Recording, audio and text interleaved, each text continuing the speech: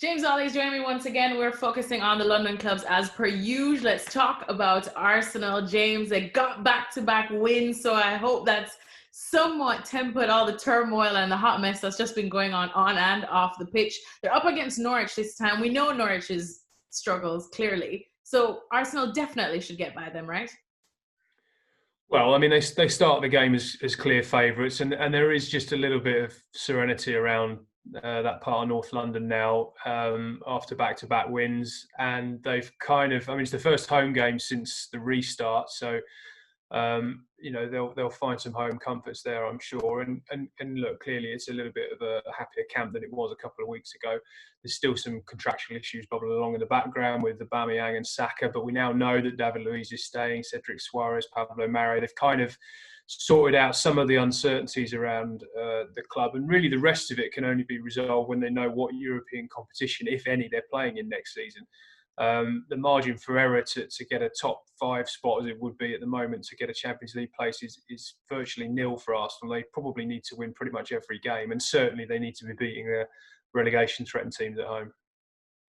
Well, let's talk about specifics now and specific people. I mean, you mentioned David Luiz, but somebody else that I suppose has been causing a bit of turmoil at Arsenal, at least recently, Guendouzi. I mean, he was left out in the last 2 games. There's, questions surrounding his behaviour, especially after that game against Brighton, and his desire to even just stay at Arsenal is in question as well. So what's the latest there? Are we reading too much into things when I say that? Well, I think there are question marks about his attitude, which have to be resolved.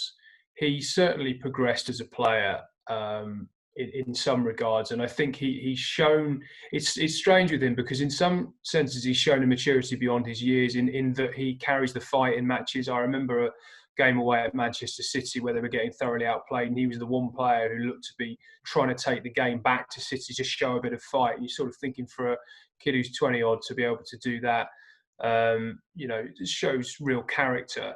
But at the same time, there have been issues around whether he's developing as quickly as some at the club would like. I remember watching, I think it might have even been his first game when Arsenal played Chelsea in Dublin in a pre-season friendly. And it was only a friendly, it was only a practice match, but I watched him letting runners go in behind him. He was just letting players go. And just thinking there and then, well, that's the sort of thing that you just need to iron that out of your game. He's young, it's a practice match, let's not read anything to it, too much into it. But that sort of thing's still happening. So those kind of mistakes are the sort of things that he needs to work on. And that's just about application, that's about commitment and focus. And also, of course, there's the issue with what happened with Neil Maupay at Brighton and the fact that he sort of let his temper get the better of him during that game. And it's those sort of things as well that he needs to just work on, knuckle down, and really apply himself. Because I think in terms of the raw talent, he's certainly got it. And there's a huge potential there to tap. It's a question of whether he's prepared to buy into that work ethic that Mikel Arteta is trying to impose on the whole squad.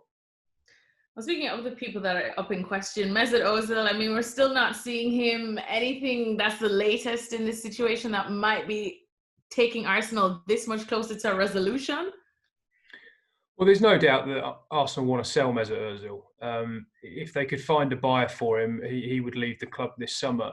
I think there's going to come a standoff before too long if they can get an interested party to take him, because Mesut Ozil doesn't want to leave. He's quite happy to see out the final year of his contract. Now, if he's not playing any minutes at all, then that puts a certain amount of pressure on him, because he might think, well, do I want to waste a year of my life sort of sat in the reserves or playing 20 minutes of a League Cup tie? You've got to remember before the lockdown, he started all 10 Premier League games under Mikel Arteta. So he was actually getting regular football and looked to be a key part of what Arteta was trying to build. But since the restart, he's not had a look in. There are huge financial pressures at Arsenal, and paying somebody £350,000 a week is something that they're not going to do in the future. It's very much an outlay in terms of what was gone before and what will come. And I think they would like to try and redistribute that money, or save some of it, but redistribute it elsewhere to the likes of Aubameyang on a new contract or a new signing. But you can't shift a player who doesn't want to go, and you can't shift a player to a club who won't pay his wages. So something might have to give there at some point. But from what I'm hearing, Ozil's being fairly good behind the scenes. He's training, he's knuckling down, he's trying to apply himself as best he can. And if he keeps doing that, then I think Arteta will use him. I don't think the relationship between the manager and the player is completely broken down. It's just that there are financial pressures on the club really coming from higher up that's sort of saying, well, look, is Mesut Ozil actually value for money for us anymore? You could argue he never was in terms of the £350,000 a week figure, but certainly on his day, he's a world beater. But during the course of that contract, has he kind of justified it? Well, the jury very much would be out on that one. And I suppose finally, because last time I know we spoke about Arsenal, I had asked you pretty much what you just said, if we have any clear indication of what Mikel Arteta is trying to build and if he's actually going to get the time and the resources to do this. And you said that is a huge question. Here we are now, a couple of games, we've got some wins, we've got some contracts signed. Are we any clearer as to what that is and if he is going to indeed get his time and his way there at Arsenal? Well, I think it's significant that particularly David Luiz and Cedric Soares have signed contracts because the manager and the player wanted that in those cases for quite some time. And the fact that they've decided to back him up is good. Pablo Mari's another one, of course, that they decided to support Arteta with. He was quite public in wanting to sign him permanently. And the fact that he's got an injury to complicate that, again, is a sign that they are prepared to support Mikel Arteta. The problem that Arteta's got, of course, is that he doesn't really know what budget he's working with. He said publicly that they are planning sort of 2 or 3 different transfer strategies this summer. And actually, I wrote a story last week about a player called Danilo they're looking at in Portugal. And I know that some of the conversation around that transfer is they're kind of keeping tabs on him. And they're sort of saying, look, we're going to come back to you in a few weeks to sort of see if we can pursue this, if we want to pursue this, because if somehow they pull it off and they get Champions League football, obviously their budget's going to be considerably bigger than it will be if they have no European football at all.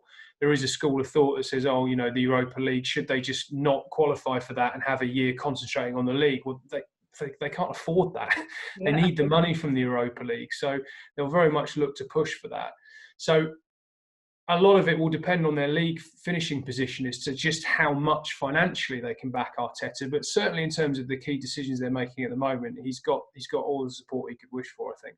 Thanks so much for watching ESPN on YouTube. And for more sports highlights and analysis, be sure to download the ESPN app. And for premium content and live streaming, subscribe to ESPN Plus.